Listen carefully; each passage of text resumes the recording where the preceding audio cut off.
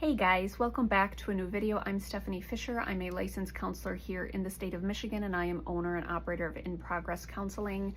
Once upon a time when I was a middle school and high school teacher, as young as 12 years old, my main strategy when I was engaging with students was to invite them into thinking, not telling them how to think, not telling them what to think, but modeling for them how important it is to think. And one of the ways I would do that is create processes where they had kind of different avenues to go down before I would be willing to give them an answer. And one of the rationales for that is if there's 30 kids in a classroom and one teacher, and I'm the easiest place to find an answer, I will get harassed and barraged all day, every day, because it's just easier to say, hey, what's a noun? Hey, what's a verb? And practice being helpless. And I do not ever believe that we are completely helpless in a situation. I can't say ever, okay? I do want to amend that and be more precise in my language. But to a large degree, we have choices and we have capacity to deal with many things that are in front of us. And I believe that as young as 12-year-olds, my job was to invite them into processes that helped them discern things, help them track down answers, help them think through things on their own. And to a degree, I could see where some teachers would be like, but that's your job to answer questions. It's like, no, my job is to teach students and future adults to be good students and future adults. And now I happen to be doing it in a language arts classroom, but I am not the answer holder of all of the things. What I am is the facilitator that can help them go through processes of developing who am I, how do I understand the world, how do I navigate the world, and I can do the same thing clinically now too. So as an example, if a student was being asked to get prepared for an exam, I would give them the process of tracking down answers. So they would say, hey, Mrs. West, what is this? No, what you're going to do is you're going to look at your review, you're going to check your old tests, you're going to then check your book, and if you still don't know the answer, you ask a friend how they're doing it, and then you come to me, but you must ask me a specific question. You may not come to my desk and set down your book and say, I don't understand verbs. You understand some things about verbs. I want to know what you understand so I can help fill in the gaps, but you do not get to co-opt or get out of thinking and just co-opt your thinking to me. It doesn't work. That's not how you get stronger. So I would, with the students, say, did you check your test reviews? Yep. Okay, what did it say? Well, it said this, this, and this. Okay, what are you understanding about that? Okay, then what did the book say? Well, it said this, this, and this. Okay, what are you understanding about that? And then you talk to your friend. And what did your friend say? This, this, and this.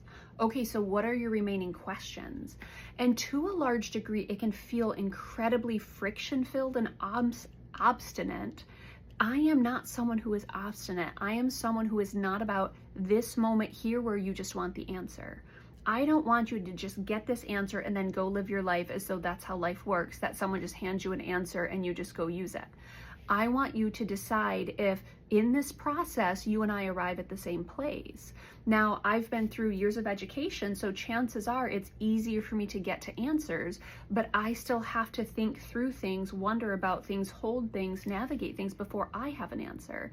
And it's quite possible that the way I approach it and the way you approach it, they might be very different. We're two different humans. So I will equip people with processes, discernment processes, things that they can practice, ways to write stuff down and see what emerges for them, ways to reorganize things, ways to edit. I'm going to do that with students. I'm going to do that with clients. I am not going to just hand over an answer because, to be fair, that's just my perception. That's how I'm navigating. That's my interpretation. That's my history. It's not necessarily the right answer. It's my approach to something. And I don't want people out there just copy pasting my approach. We don't even know that all my approaches are good approaches, right?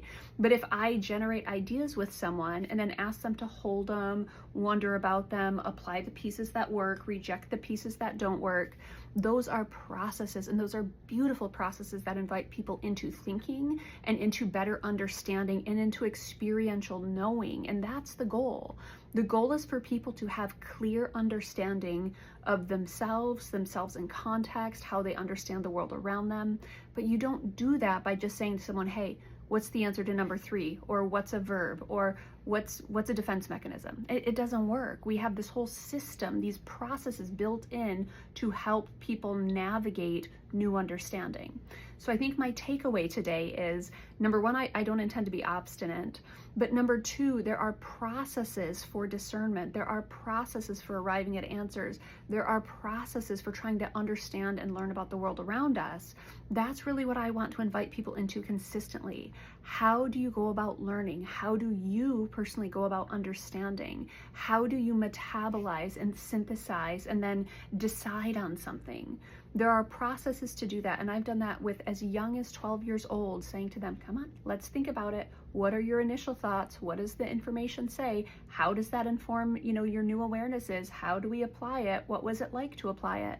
It can be frustrating, but getting people to spaces where they're doing their thinking for themselves, where they're wrestling out ideas, friends, that is such a strength when people are able to engage that and when people voluntarily step towards that.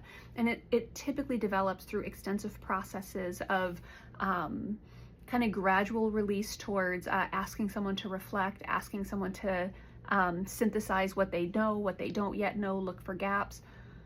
I'm prattling on. My point is, processes matter, and discernment and learning and wisdom are gained through holding stuff for ourselves and really inquiring more about what's in front of us.